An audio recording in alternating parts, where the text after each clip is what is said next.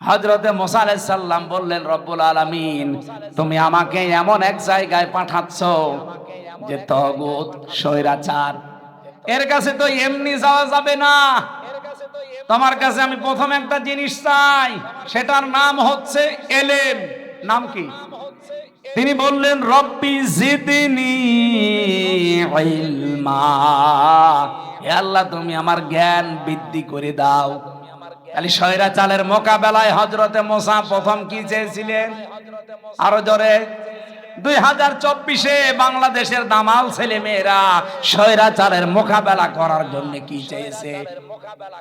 বলেছিল না কোটা না মেধা? বলেন বলুন, তে মেধার নাম কি? তারা যখন জ্ঞান পেয়েছে, মেধার মূল্য চেয়েছে, তখন তাদের নামে এমন একটা শব্দ লাগিয়েছে স্বৈরাচার, তার নাম দিয়েছে রাজাকার।